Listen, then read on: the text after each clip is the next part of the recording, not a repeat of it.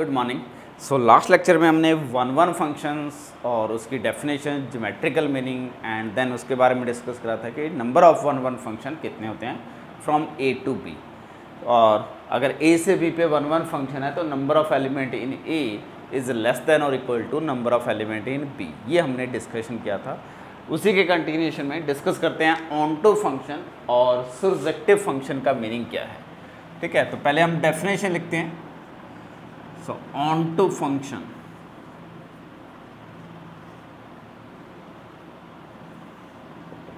ठीक है, तो अगर f कोई भी एक फंक्शन है which is from a to b, be a function, then simple सी डेफिनेशन है f is called onto function और surjective फंक्शन। तो अगर f कोई एक फंक्शन है which is defined from a to b, then this f is called onto function if condition क्या है। फर्स्ट आप डेफिनेशन लिख सकते हो, द रेंज ऑफ a और range of f should be equal to b।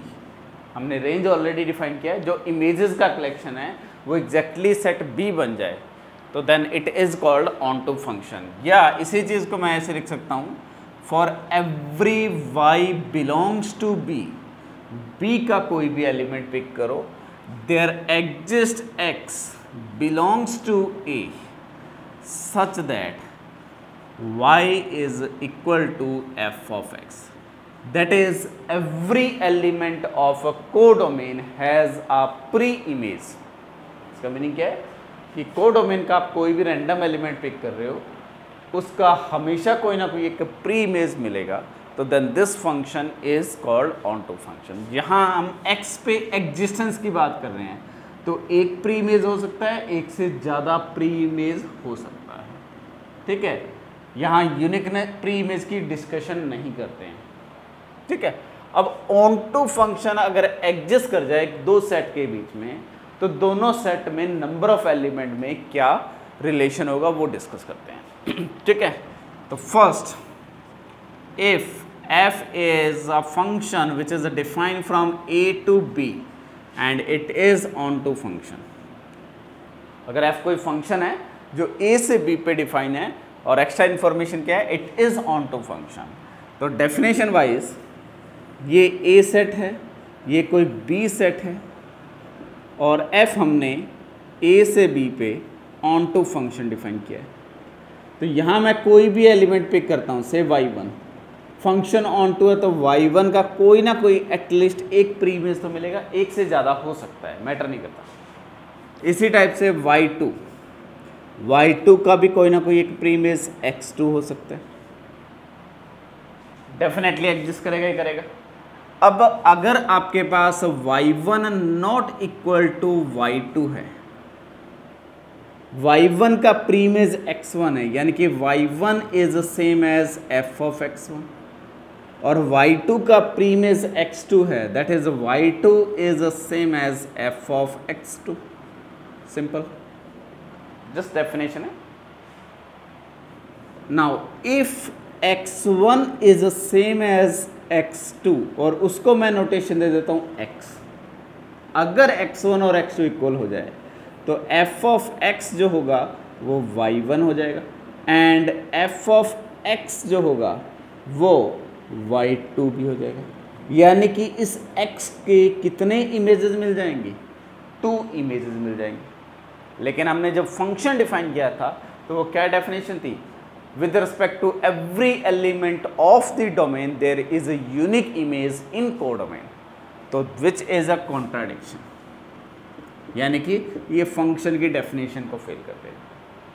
तो इस कैलकुलेशन से क्या कंक्लूजन हुआ, अगर मैं कोडोमेन के कोई दो डिस्टिंक्ट एलिमेंट पिक करता हूँ, डेफिनेटली उसके रिस्पेक्ट में डोमेन में प्री इमेजेस मिलेंगी, लेकिन ये जो प्री इमेजेस हैं ये सेम नहीं हो सकती हैं। ठीक है, तो if f is onto function from a to b, then every element of b has a pre image and extra आप यहाँ से कंक्लूजन निकाल सकते हैं, the distinct element of a codomain has a distinct pre images in domain. 1 function जब हम define करते हैं तो डोमेन के हर एलिमेंट का इमेज एग्जिस्ट करता है और डोमेन के डिस्टिंक्ट एलिमेंट का डिस्टिंक्ट इमेजेस मिलता है।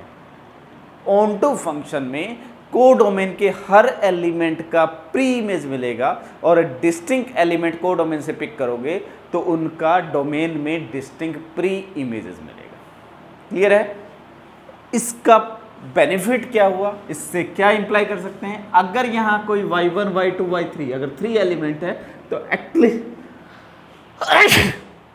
सॉरी तो अगर B में y1 y2 y3 कोई 3 डिस्टिंक्ट एलिमेंट है तो उसके रिस्पेक्ट में इस A में एटलीस्ट 3 डिस्टिंक्ट एलिमेंट एग्जिस्ट करेंगे, यानी कि जितने B में एलिमेंट है एटलीस्ट उतने एलिमेंट यहाँ जरूर होंगे। क्लियर? तो यहाँ से कंक्लूजन क्या निकल गया, जब भी आपके पास कोई भी ऑन टू फंक्शन मिल जाए A से B पे तो सबसे पहले आप क्या इंप्लाई करोगे? This implies number of element in A always greater और equal to number of element in B। ठीक है? और सिमिलरली अगर आपको ये दिया हुआ है कि if the number of element in A is strictly less than number of element in B implies there does not exist f which is from A to B and f is onto function। अगर A से B एक में number of element B से less हैं और strictly less हैं तो उस केस में A से B पे कभी भी ऑन टू फंक्शन नहीं डिफाइन कर सकते। ठीक है? और एक इंपॉर्टेंट थ्योरम है, मैं प्रूफ पे नहीं जा रहा हूं, जस्ट आप ये याद रख सकते हैं कि if number of element in A greater और equal to number of element in B, ये हर सेट के लिए काउंटेबल सेट आगे पढ़ेंगे, अनकाउंटेबल सेट और अनकाउंटेबल में भी डिफरेंट टाइप के सेट पढ़ेंगे, तो हर सेट के लिए इंडिपेंडेंटली प्रूफ कर सकते हैं और इंडक्शन यूज करके भी इसको प्रूफ कर सकते हैं कि अगर A में नंबर ऑफ एलिमेंट जो हैं वो B से ग्रेटर और इक्वल है तो this always implies there exist F which is from A to B and F is onto function। Clear है? तो onto फंक्शन के बारे में अभी डेफिनेशन क्या कह रही है कि हर एलिमेंट का प्री इमेज मिलना चाहिए। सेकेंड इंफॉर्मेशन, को डोमेन के डिस्टिंक्ट एलिमेंट का प्री इमेज जो आना चाहिए डिस्टिंक्ट होना चाहिए, और अगर A से B पे ऑन टू फंक्शन है तो A में जो नंबर ऑफ एलिमेंट हैं वो B से ग्रेटर और इक्वल होंगे, और नेक्स्ट A में अगर B से लेस एलिमेंट है तो कभी भी A से B पे ऑन टू फंक्शन नहीं बना सकते। जैसे किसी भी फाइनाइट सेट से किसी इनफाइनाइट सेट पे ऑन टू फंक्शन डिफाइन नहीं होगा। क्लियर? सिमिलरली अगर एक फाइनल स्टेटमेंट यहाँ हमने डिस्कस करी कि एक में अगर नंबर ऑफ एलिमेंट B से ग्रेटर और इक्वल है तो हम एक फंक्शन हमेशा कंस्ट्रक्ट कर सकते हैं which is onto function. ये मेरे पास कुछ इंपॉर्टेंट स्टेटमेंट्स हैं। क्लियर? अब counting of onto function कि दो सेट के बीच में ऑन टू फंक्शन कितने डिफाइन कर सकते हैं, और उससे पहले मैं डिफाइन करता हूं the geometrical meaning of onto function. जैसे हमने फंक्शन का ज्योमेट्रिकल मीनिंग डिफाइन किया है उसी टाइप से ऑन टू फंक्शन का ज्योमेट्रिकल मीनिंग क्या है। तो अज्यूम करते हैं कि if A and B are subsets of real line, then f A to B be a function, then f is onto function,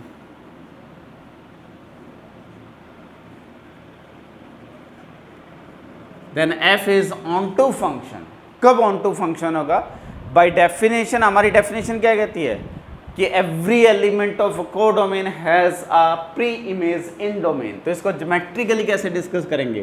तो जब भी प्री इमेजेस की बात करते हैं तो हम को डोमेन में कोई एक एलिमेंट y पिक करते हैं and then line parallel to x axis लेते हैं एंड पासिंग थ्रू y। तो b को हम y एक्सिस पे रिप्रेजेंट कर रहे हैं और a को x एक्सिस पे रिप्रेजेंट कर रहे हैं, और अगर ये लाइन कर्व को किसी एक पॉइंट पे इंटरसेक्ट कर जाए, जैसे यहाँ 2 पॉइंट पे इंटरसेक्ट कर रही है, तो this one is something x1 और this one is something x2, यानी कि इस y की 2 प्री इमेजेस एग्जिस्ट कर रही हैं।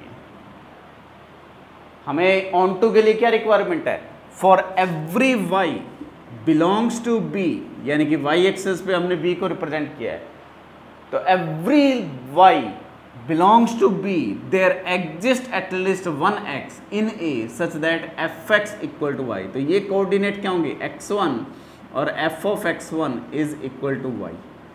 सिमिलरली ये कोऑर्डिनेट क्या होंगे? x2 f of x2 is equal to y।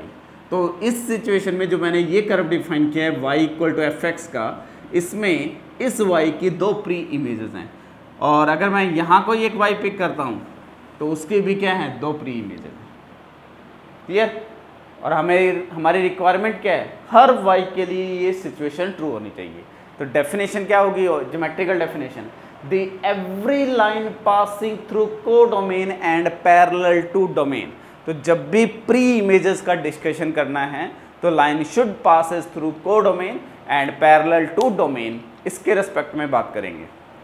ठीक है, तो एवरी लाइन पासिंग थ्रू को domain and parallel to domain must intersect at least one the curve y equal to fx, then function must be on to.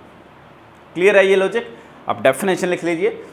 If a and b are any subset of real line, if a and b are any two subsets of a real line, then a function f from a to b, then a function f from a to b is onto function if every line passing through codomain and parallel to domain, if every line passing through codomain and parallel to domain intersect the curve y equal to fx at least once, intersect the curve y equal to fx at least once, then this f is onto। ठीक है, जब हमने 1 की definition discuss करी थी तो वहां at most once intersect करनी चाहिए थी, onto में एटलीस्ट वंस इंटरसेक्ट करनी चाहिए। आई थिंक यहां तक क्लियर है। तो अभी तक हमने ऑन टू फंक्शन की डेफिनेशन, ऑन टू फंक्शन से सेट की कार्डिनलिटी पे क्या इफेक्ट आएगा वो डिस्कस किया, then the geometrical meaning of onto function हमने डिस्कस किया। ठीक है, नेक्स्ट काउंट करते हैं कि 2 सेट के बीच में ऑन टू फंक्शंस कितने बना सकते हैं और कैसे फाइंड करेंगे। तो if number of element in A is n and the number of element in B is m, then आपका टास्क क्या है?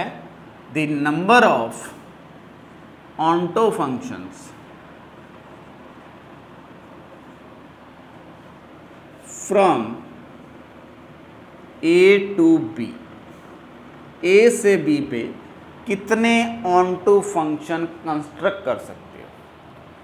तो सबसे पहले अगर ऑन टू फंक्शन एग्जिस्ट करेगा तो रिलेशन क्या होना चाहिए? The cardinality of A should be greater और equal to cardinality of B. तो first situation, if the number of element in A strictly less than number of element in B, तो there never exist any onto function. I think clear है ये कि अगर ए में B से less element है और स्ट्रिक्टली लेस एलिमेंट है तो ऑन टू फंक्शन कंस्ट्रक्ट कर ही नहीं सकते।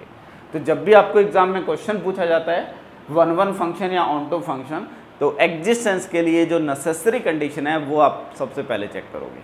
ठीक है, सेकेंड सिचुएशन, अगर number of element in A greater और equal to number of element in B है, तो हमने अभी एक स्टेटमेंट लिखी है कि हमेशा एक ऑन टू फंक्शन डिफाइन कर सकते हैं फ्रॉम A to B। ठीक है, तो अज्यूम करते हैं कि यहाँ एटलीस्ट कुछ अल्फा नंबर ऑफ फंक्शंस आएंगे। अब ये अल्फा की वैल्यू क्या होगी? हमें करना क्या है? Number of onto function. तो यहाँ number of functions, total functions count कर लेते हैं, माइनस कर देते हैं the functions which are not on to.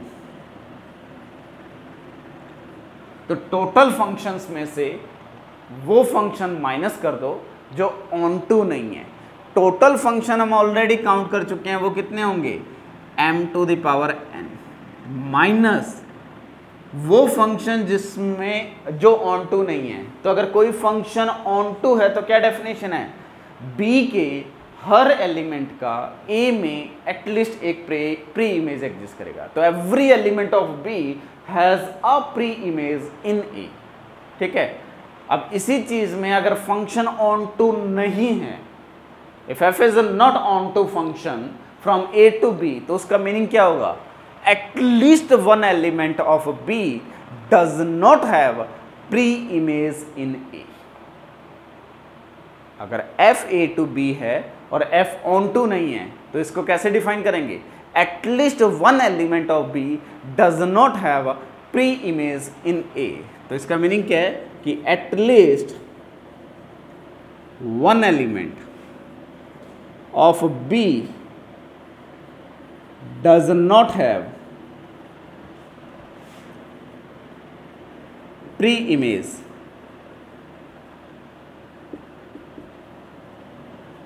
in A। और ये हमने लास्ट क्लास में डिस्कस करा था, इसका आपको फॉर्मूला डिफाइन कराया था कि ऐसे function from A to B जिसमें एटलीस्ट एक एलिमेंट का प्री इमेज एग्जिस्ट नहीं करे। तो वो कितने थे, अगर आपको याद होगा तो that is MC1 into m-1 to the power n, ठीक है, minus MC2 into m-2 to the power n plus MC3 then m-3 to the power n and then minus and so on, plus minus जो भी sign आएगा और m-1 to the power n, sorry this term is MC m-1 into m-1 whole power n। ये हमने last class में आपको एक formula दिया था जिसमें number of a function which are in which at least one element of b does not have a pre image. ठीक है, तो इसी फॉर्मूले को हम लिख सकते हैं MC0 m to the power n minus MC1 m-1 to the power n plus MC2 m-2 to the power n and so on. And last term आपके पास ये टर्म आ जाएगी विद माइनस प्लस साइन, और इसको हम summation की form लिखेंगे तो this is a summation r varying from 0 to कहाँ तक जा रहा है आपके पास m-1 तक, 0 to m-1 MCR m-r, sorry minus plus sign भी एडजस्ट करना है, तो -1 to the power r MCR into m-r to the power n। तो this is the value of alpha, और ये फॉर्मूला है to count the number of a function from A to B which are not onto function. Clear, बस इस फॉर्मूले का पता होना चाहिए। और लॉजिक ये है कि टोटल फंक्शन काउंट करो, उसमें से वो फंक्शन माइनस कर दो which are not onto, तो ये क्या बन जाएंगे, the number of function which are onto function. Clear है, जैसे एक सिंपल सा एग्जांपल लिखते हैं, the number of onto functions from A which is say 1 2 3 4 to B which is say alpha beta and gamma। तो A से B पे कितने ऑन टू फंक्शन आप डिफाइन कर सकते हैं। तो सिंपल सा फॉर्मूला है टोटल नंबर ऑफ फंक्शन, या इस फॉर्मूले में डायरेक्टली वैल्यू पुट कर दो, cardinality of A n equal to क्या है 4, cardinality of B is m which is 3, और ये n ग्रेटर देन m है तो ऑन टू फंक्शन गारंटी है कि एग्जिस्ट करेगा। अब कितने ऑन टू फंक्शन होंगे उसके बारे में यहाँ डिस्कशन कर लेते हैं। तो सबसे पहले इस फॉर्मूले की बात करते हैं, तो summation r varying from 0 to m-1 यानी कि 2 MCR यानी कि 3CR sorry -1 to the power r into 3cr into m आपके पास क्या है 3 minus r to the power n that is 4। ठीक है, तो इसको अगर सिंप्लीफाई करेंगे तो ये आपके पास 3c0 3 to the power 4 minus 3c1 2 to the power 4 plus 3c2 1 to the power 4, यही जाएगा इंडेक्स। और ये आपके पास क्या गया 3 to the power 4 which is 81 minus 3 into 2 to the power 4 तो 3 इंटू 16 प्लस ये आपके पास 1 है और ये 3 है। क्लियर है? तो दिस इज 84 माइनस 48। ठीक है, तो 84 माइनस 48, बाकी कैलकुलेशन आप सिंपल है कर सकते हैं। तो जस्ट इंपॉर्टेंट है कि फॉर्मूला कैसे यूज करना है। आई थिंक क्लियर है यहाँ तक।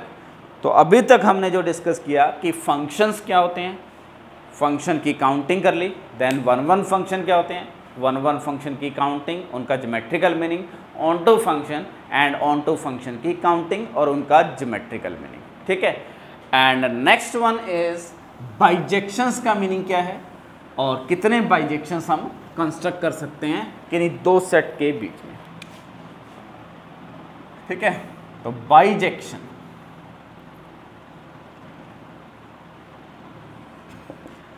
तो if A is a non-empty set and B is also non-empty set, then a function f which is from A to B,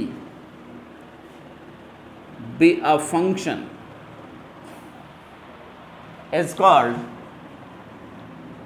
a bijection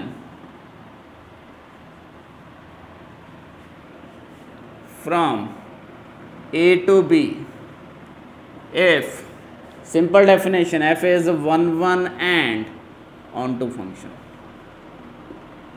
So any function which is defined from A to B and it is a 1 and onto is called a bijection.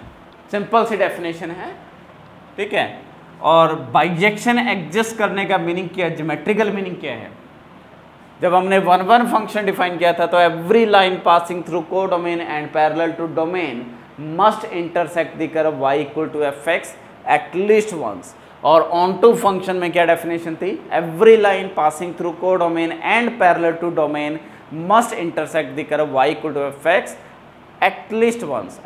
One में at most once था और onto में at least one था, और one and on to हो जाए तो इन दोनों को कंबाइन करेंगे तो क्या आ जाएगा, एग्जैक्टली वन आ जाएगा। ठीक है, तो the geometrical definition of a one onto function और bijection, the geometrical definition of bijection or one onto function. तो a function from A to B is a bijection.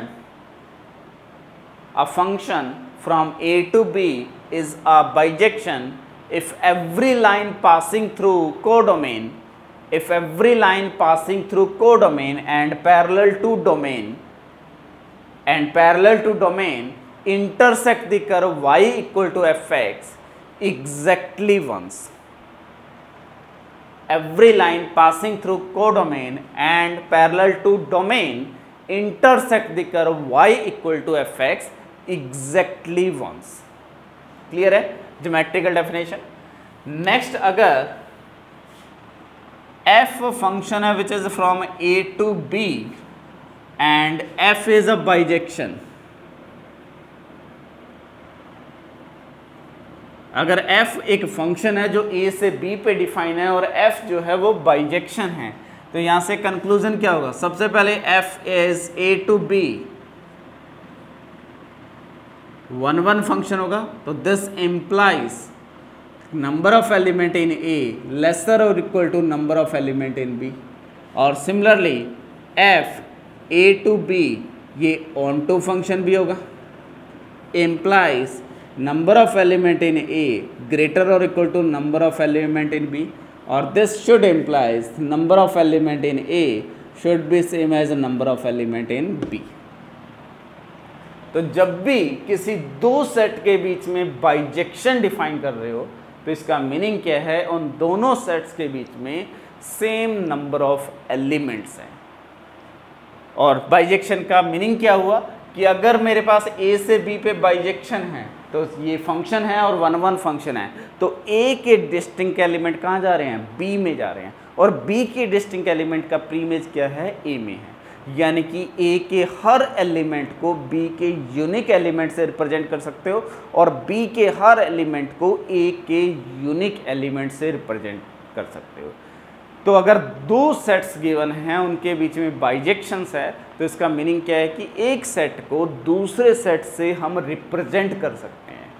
ठीक है, आगे जाके मैं शो करूंगा कि सेट ऑफ नेचुरल नंबर और सेट ऑफ इंटीजर के बीच में एक बाइजेक्शन मिल जाता है, यानी कि जो इंटीजर्स का सेट है उसको मैं नेचुरल नंबर से रिप्रेजेंट कर सकता हूं और नेचुरल नंबर का सेट है उसको मैं इंटीजर्स के सेट से रिप्रेजेंट कर सकता हूं। यानी कि काउंटिंग में जो काम आपका इंटीजर्स का सेट करेगा वही काम आपका सेट ऑफ नेचुरल नंबर कर सकता है। जस्ट दो डिफरेंट रिप्रेजेंटेशन है। जब हम अलजेब्रा में बात करते हैं तो दे आर डिफरेंट स्ट्रक्चर्स, लेकिन एनालिसिस में अगर काउंटिंग पर्पज से बात करना है तो इन दोनों सेट्स का पोटेंशियल सेम है। जो कुछ आप n से कर सकते हो सेम प्रॉपर्टीज आप सेम चीज़ आप z से भी डिफाइन कर सकते हो। वो मैं आपको दिखाऊंगा कि जब z और n के बीच में 1 1 on 2 फंक्शन कंस्ट्रक्ट करेंगे तब। क्लियर है यहाँ तक?